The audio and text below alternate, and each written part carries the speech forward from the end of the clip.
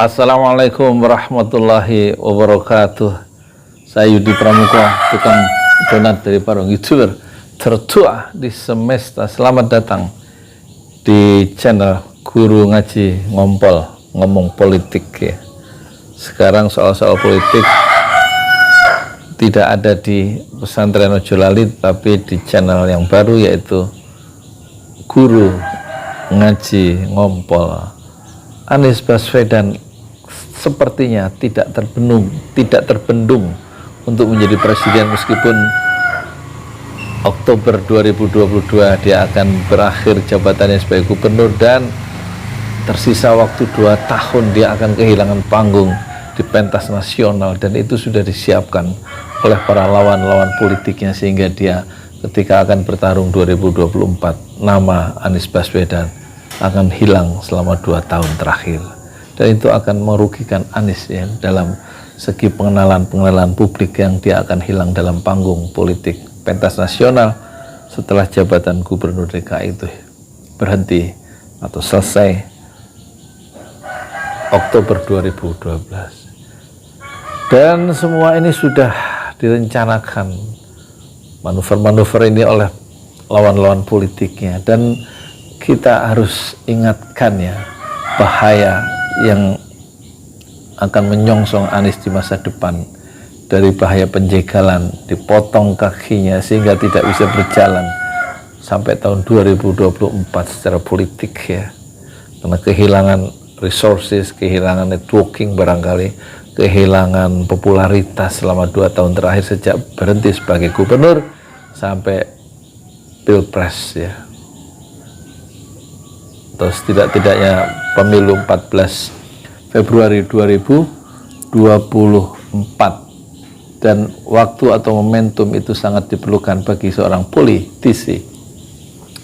Dan beberapa kejadian-kejadian dalam pentas nasional, politik nasional kita tentu perlu diperhatikan ya. Kita lihat yang terakhir, Ade Armando melakukan kekerasan.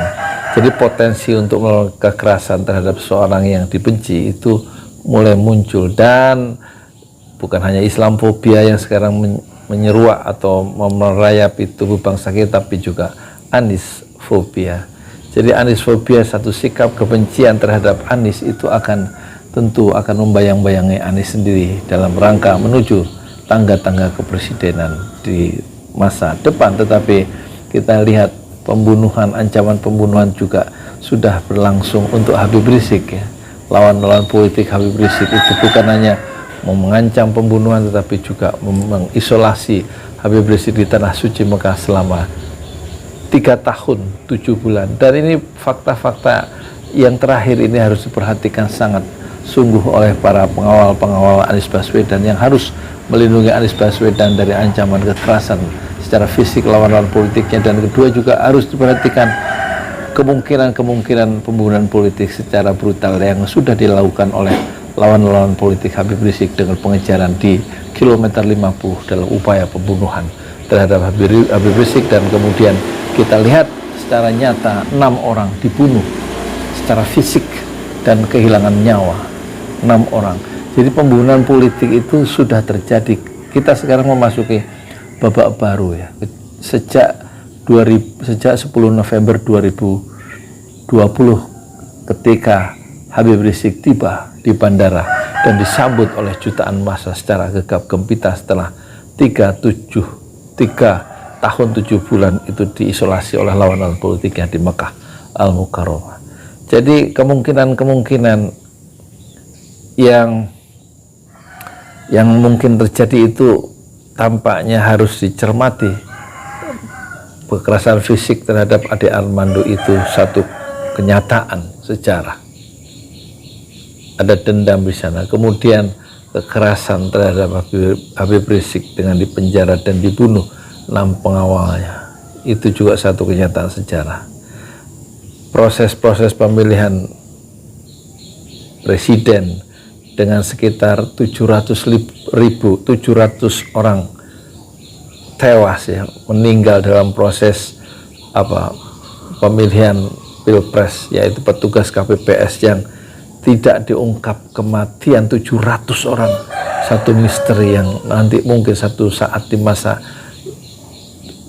mendatang, di satu zaman yang sudah lebih tenang, mungkin kematian 700 orang itu, KPPS petugas pemilu itu mungkin akan terkuak sebagaimana kematian 6 orang pengawal Laskar Front Pembela Islam juga akan terkuak di suatu masa nanti. Siapa operator atau aktor intelektualnya itu, insya Allah nanti akan tersentuh hukumnya. Begitu juga ya, musibah yang menimpa adik Armando itu juga nanti akan terkuak di satu masa. Tidak mungkin kebohongan itu bisa ditutupi di sebuah masa dan membohongi semua orang di setiap zaman. Pasti satu saat kebenaran itu akan terkuak pada satu masa dan dikuak oleh kelompok tertentu dari sebuah komunitas tertentu, insya Allah begitu. Nah, sekarang yang tersisa, Anies Baswedan tampaknya tidak terbendung dan segala cara akan dipakai untuk membendung Anies Baswedan untuk menjadi presiden 2024. Caranya tentu bisa brutal atau secara soft ya. Tampaknya perlindungan secara fisik yang bisa dilakukan oleh pengawal-pengawal Anies itu tampaknya harus lebih serius ya. Tidak bisa seperti sekarang seolah-olah bahaya itu tidak ada. Kekuatan-kekuatan jahat yang mungkin dipakai oleh para oligar, para pengusaha-pengusaha yang mungkin kepentingannya bisa sangat terganggu dalam konteks reklamasi di pantai utara Jakarta atau dalam konteks bisnis mereka yang mungkin akan terguling ketika Anies Baswedan masuk dalam atmosfer kepemimpinan nasional. Jadi yang mungkin dilakukan adalah menghindari musibah semampu mungkin, diikhtiarkan sebisa mungkin musibah itu bisa terjadi dengan izin Allah. Ma asaba min musibatin illa biiznillah. Tidak ada musibah yang mengena, yang menyentuh seseorang illa biiznillah, kecuali dengan izin Allah. Dan kita tentu tidak berharap ya, kekerasan politik secara fisik yang sudah masuk dan dimulai pada tahun 2020 dengan kematian 6 laskar Front Pembela Islam itu adalah satu babak baru betapa kekerasan politik secara fisik dengan menghilangkan nyawa itu akan menjadi permainan utama di masa-masa mendatang di dalam mempertahankan kepentingan bisnis dan kepentingan kekuasaan dengan menghalalkan segala cara. Moga-moga Anies Baswedan selalu di dalam perlindungan Allah Subhanahu wa Ta'ala. Saya Yudi Pramuko, tukang donat dari Parung, YouTuber tertua di semesta. Fasbir sabran jamila, bersabarlah dengan kesabaran yang indah. Assalamualaikum warahmatullahi wabarakatuh. Dan kita ingatkan Habib Rizik Syihab yang sekarang di penjara hanya karena persoalan informasi saya sehat, sementara hasilnya menunjukkan dia terkena COVID. Dia bisa masuk penjara selama 4 tahun, divonis 4 tahun, hanya mengeluarkan ucapan yang dia rasakan sebagaimana fisiknya yang sehat menurut perasaan Habib Rizik, dan itu bisa diperkarakan dan masuk penjara. Dan kemudian menurut catatan kelompok tertentu, Habib Rizik sudah mengalami hampir 13 kali atau 14 kali percobaan pembunuhan sepanjang